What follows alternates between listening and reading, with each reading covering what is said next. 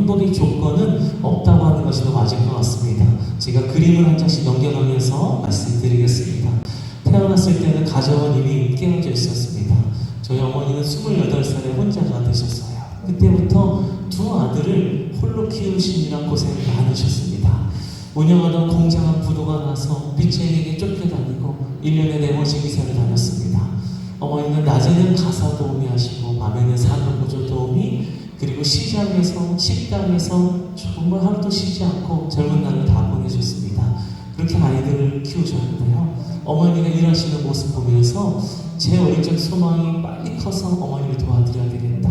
그래서 제가 일을 조금 어린 나이에 시작했어요. 오늘 드럼을 치던 친구가 좀 어렸던 것 같은데 혹시 몇 학년인지? 네. 6학년. 6학년? 네, 감사합니다.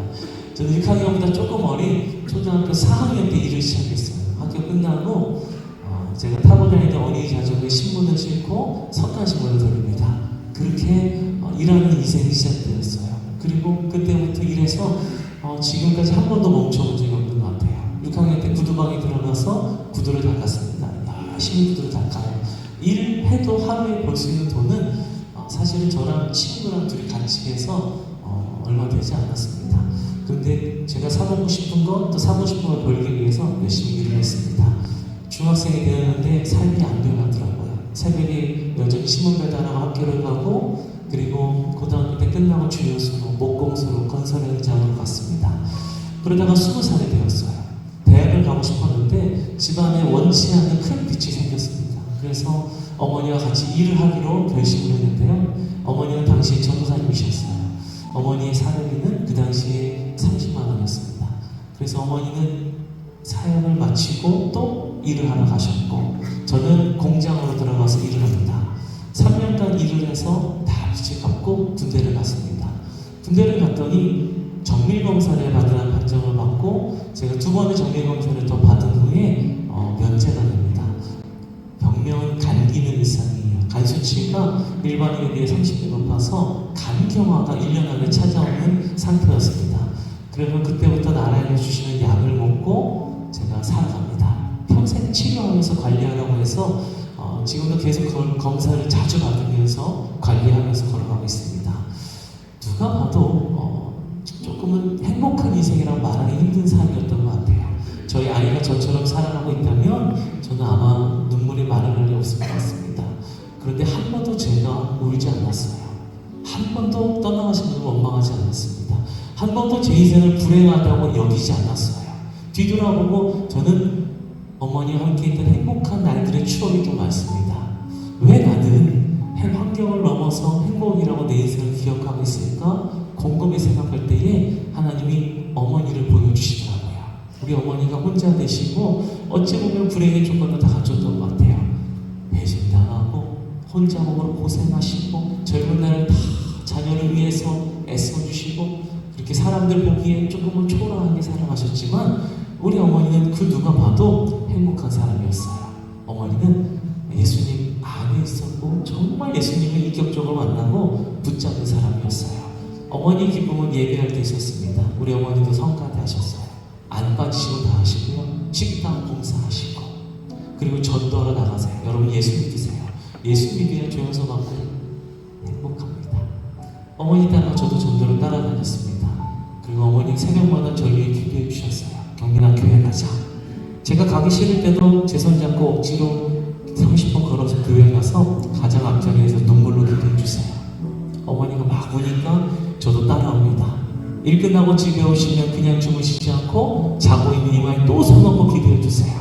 어머니의 눈물을 맞으면서 제가 잠이 들어요. 어느 같은 날이면 저를 데리고 와서 옆에 앉혀두고 같이 예배 드립니다. 어린 시절에 작년 예배를 드리는 것이 때로는 쉽지 않은 일인데요. 어머니는 꼭 저를 데리고 다니셨어요. 어머니 옆에 있으면서 졸기도 하고 딴짓도 많이 했지만 예배 가운데 있으면서 찬양을 들어요. 찬양단의 찬양을 들어요.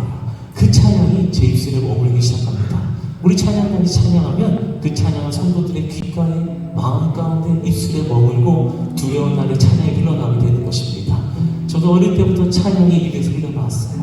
그리고 우리 목사님의 말씀을 듣고 자라요. 로마서에 보니까요, 믿음이 들으면서 나고 들음이 그리스도의 말씀이에요. 아무리 어린아이라도 말씀 들으면 믿음이 자라납니다. 어느 순간 제 안에 믿음이 자라기 시작했어요. 그리고 예수님을 인격적으로 만났습니다. 그리고 행복의 기준이 아예 바뀐 거예요. 누구처럼 내 행복이 아니에요. 예수님 만나고 주님께 쓰임받고 싶다는 소망을 가지고 살아가니까요, 제 인생 환경이 보이지 않았습니다. 하루하루 감사한 일이 보였어요.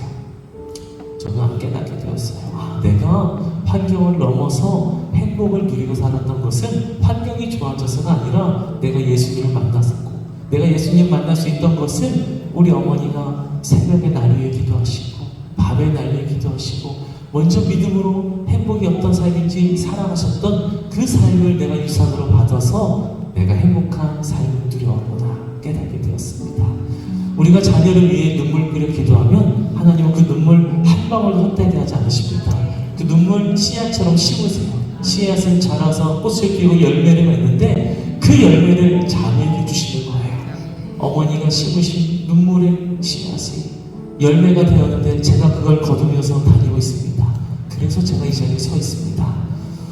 이 간증을 가지고 찬양을 만들었어요. 제목은 어머니의 기도입니다. 저는 어머니밖에 없어서 제목을 어머니의 기도라고 적었어요. 혹시라도 아버님들 서운해하지 않기를 바라는 마음으로 찬양하겠습니다. 우리가 눈물 뿌려 기도하면 자녀는 살아납니다. 자녀는 돌아옵니다. 자녀는 쓰임 받습니다. 우리가 자녀에게 물려줄 것은 좋은 환경 재물이 아니에요. 어떠한 곳에 있든지 믿음으로 살아내는 삶입니다. 눈물의 기도예요. 이거를 유산으로 물려줄 때에 우리 자녀들이 환경과 상관없는 예수 안의 행복을 누리며 살아갈 수 있습니다. 우리의 기도에 신실하게 응답하신 하나님께 박수 올려드리고 찬양하겠습니다.